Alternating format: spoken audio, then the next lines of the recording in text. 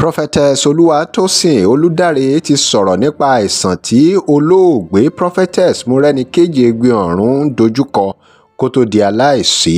Prophetess yìí fi ohùn ránṣẹ́ sí gbogbo àwọn bloggers, gbogbo àwọn tó máa ń drag èèyàn, tó ń drag àwọn ìránṣẹ́ Ọlọ́run lórí social media pé kí wọ́n jọ kí wọ́n ṣọ́ra o láti máa drag àwọn pastor, àwọn prophetess, àwọn prophet tí wọ́n sì máa ń fi wọ́n pawó lórí social media. Kódà màmá yìí ṣàlàyé àwọn nǹkan kàyéfì tó ṣẹlẹ̀ nígbà tí wọ́n pe nọ́mbà EGBIN ORUN'S tí wọ́n ṣí WhatsApp wọn.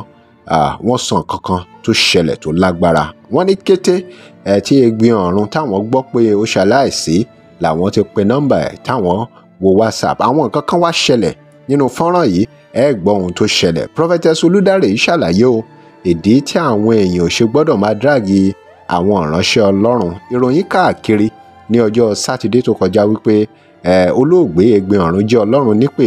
Ọ̀rọ̀ náà sì ó mì gbogbo agbègbè, ó mì gbogbo social media, ó mì gbogbo àwọn èèyàn, ó mì gbogbo àwọn ìjọ kérúbù séráfù, gbogbo ìjọ aláṣọ funfun, gbogbo agbègbè ibi tí EGBIN ORUN'S gbé tí ọ́fíìsì ẹ̀ náà wà náà ni àwọn èèyàn ti tú jáde lórí ohun tó ṣẹlẹ̀. Ọ̀pọ̀ ènìyàn ló ti wá jáde o láti bá ẹbí ẹ̀ kẹ́dùn, tí àwọn èèyàn sì ń sọ àwọn oríṣiríṣi ohun tí wọ́n rò pé ó ṣeé ṣe kó fa ikú ẹ̀. Bí Prophetess Oluwatosin ṣe sọ̀rọ̀ olóògbé EGBIN ORUN'S tó jẹ́ olórin náà ni ọ̀pọ̀ èèyàn ti sọ̀rọ̀ ẹ̀ ní dáadáa wípé èèyàn dáadáa ni o.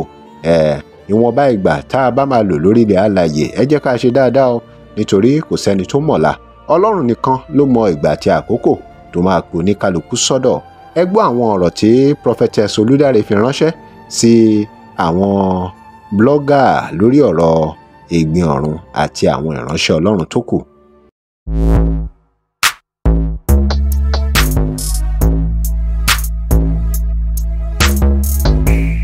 Welcome to CrossBlogX TV. Remember to like, share, and follow us. I have never seen her in my life.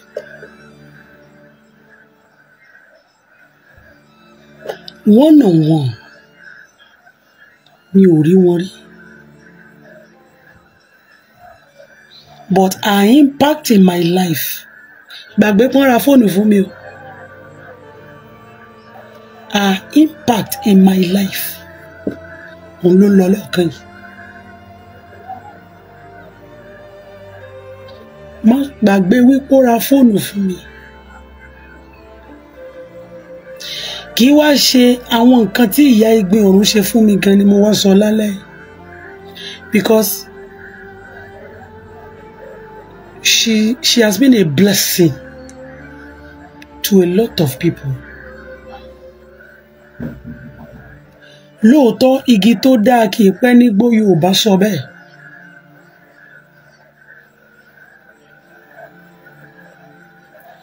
Ṣùgbọ́n mo fẹ́ bẹ̀ àwọn èèyàn ara wa yìí, ẹ jẹ́ ká máa pẹ́ nígbó.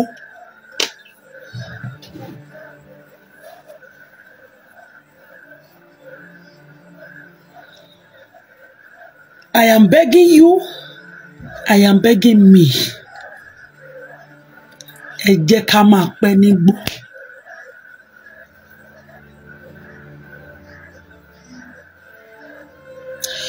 Ojú ìránṣẹ́ Ọlọ́run lórí jùnú ayé.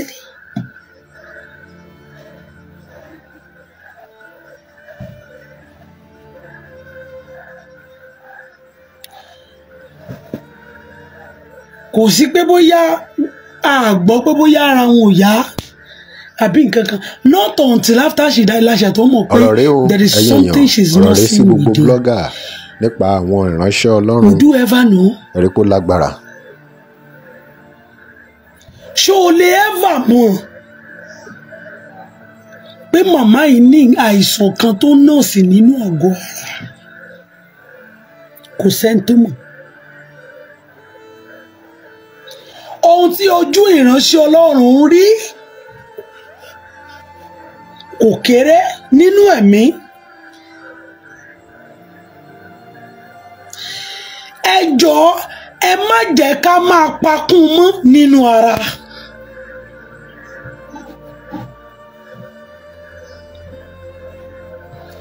I am begging all bloggers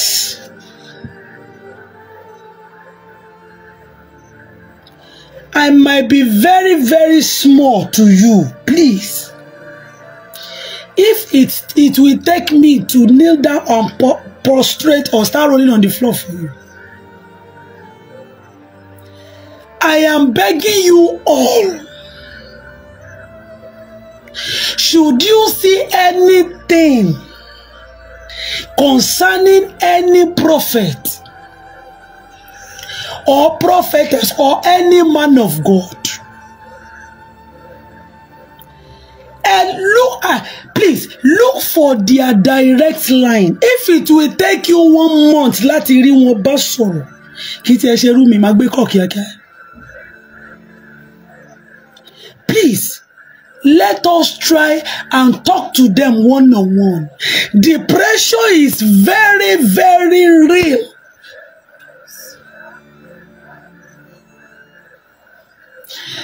This thing they call dragging on social media.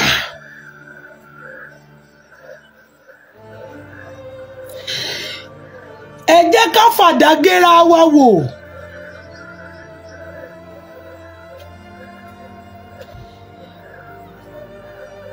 Pé èèyàn jẹ́ òṣìṣẹ́ Ọlọ́run kò sọ pé kó má lówó lọ́wọ́. Jesus Christ has paid it all. It is not a sin for a servant of God to be rich. Mo máa ń sọ mo ní ìránṣẹ́ Ọlọ́run ló yẹ kó mọ lo tó dáa jù láyé.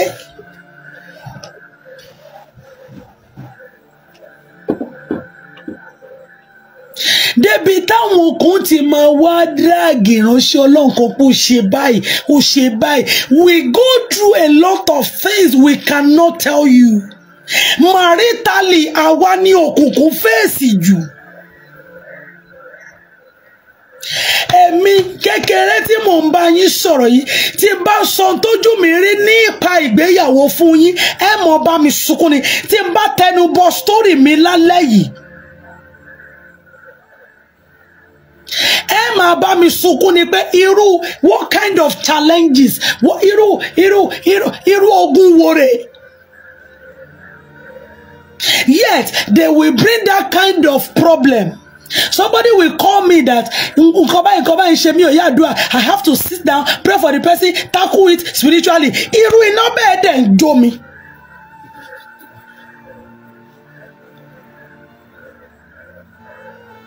Mo bẹ̀ gbogbo ẹ̀yin bloggers nítorí Ọlọ́run. Mo bẹ̀ gbogbo ẹ̀yin tẹ́ máa ń like àti tó yẹ pé ẹ máa ń dá àti tako àwọn ìránṣẹ́ Ọlọ́run bóyá ẹ fi ń wá follower àbí ẹ fẹ́ kí Facebook ó monetize yín. Please, if you need monetization, gbé fóònù ẹ sí ìdí sósì. Jẹ́ kó dún pàràràrà post ẹ̀. Wàá rí pé wàá ní viewer. Kíákíá wà ní monetization. Kì í ṣe ìránṣẹ́ Ọlọ́run. We go through things. A lot of things happens to us. Oríṣiríṣi ló máa ń ṣẹlẹ̀ sí wa. A ò ní lè sọ fún yín. We cannot tell you. We cannot disclose. Especially láwọn ìránṣẹ́ Ọlọ́run tó ti lórúkọ bí Ẹ̀gbin Ọ̀run yìí. They will want to be very, very careful in all ways. Ó ti lórúkọ tí lágbájá fẹ́ súnmọ́, tàmẹ̀dọ̀ fẹ́ súnmọ́, a fẹ́ ní ìkíyèsára. Láti wí pé eléyìí ni kí súnmọ́, eléyìí ni kí súnmọ́. They will want to be very, very careful in all ways. Síbẹ̀ àtùpà wọn ò ríran rídìí ara wọn. Ẹ jọ̀ọ́. Stop dragging people of God, please. Ọlọ́run ló pè wá lóòótọ́, ṣùgbọ́n especially ìránṣẹ́ Ọlọ́run lóbìnrin. Mo lè ka ìránṣẹ́ Ọlọ́run lọ́kùnrin tó jẹ́ wípé ìgbéyàwó rẹ̀ ò dúró.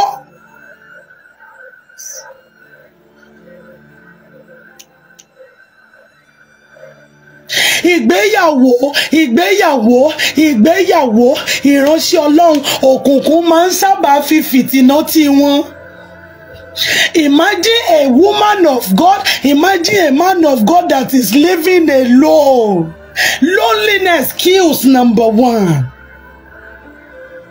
That is when you see a lot of us, we try to make ourselves happy. Only sharing one TikTok. We try to make ourselves happy because deep within we know we are not happy. Kò sì sí ta fẹ́ bọ́lọ̀ ń fà nítorí pé àgbélébùú ìpè wa ni.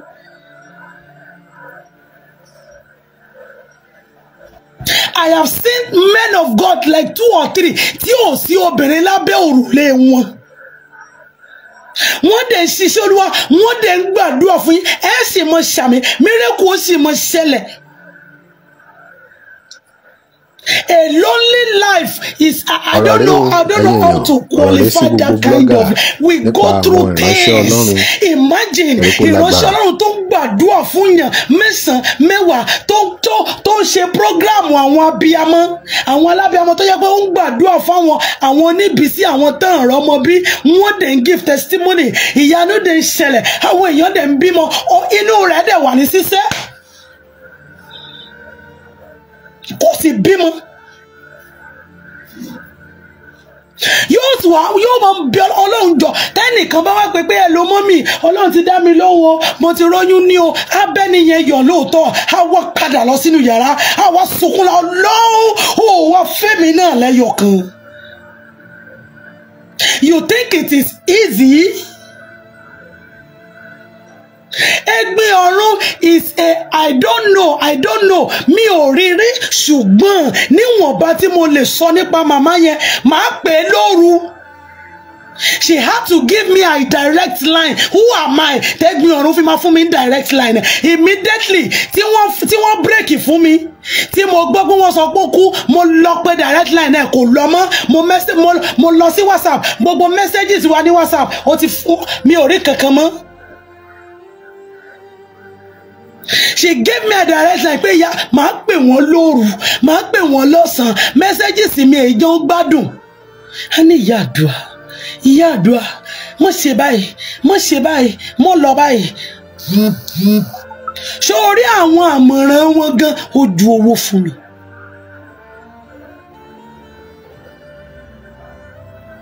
The way ẹ̀gbin ọ̀run will talk to you, ó máa kò sọ pé èmi kékeré tí n ò rí nǹkan tí mi ò lówó lọ́wọ́, kò sọ pé irú èmi ó ṣọ̀wọ́n láwọn ìránṣẹ́ Ọlọ́run tó ti gòkè bíi tiẹ̀, tí ìránṣẹ́ Ọlọ́run abẹ́ rẹ̀ tí ó fẹ́ bá sọ̀rọ̀ tó dẹ̀ máa respond sí just immediately.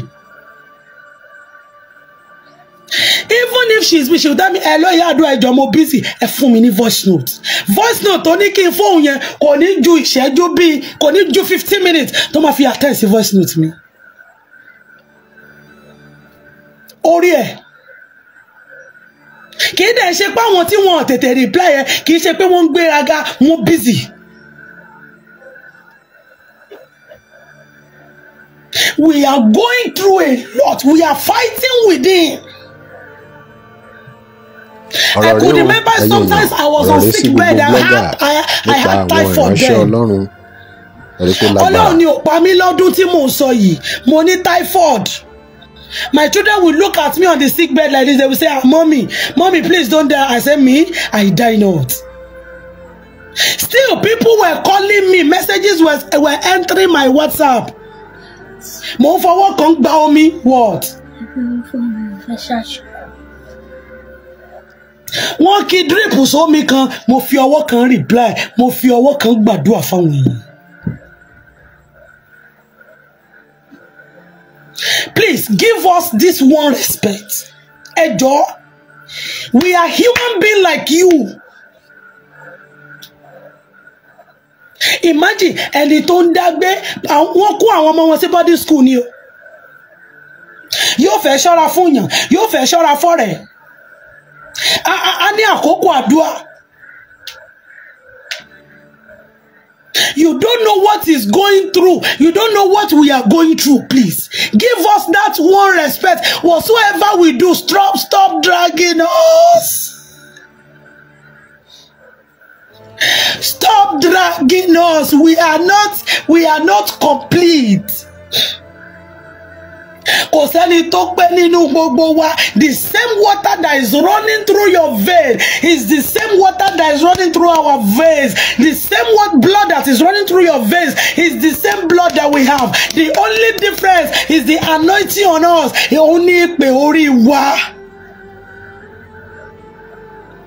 Drop your comment. Remember to like, share, and follow us. Thanks for watching.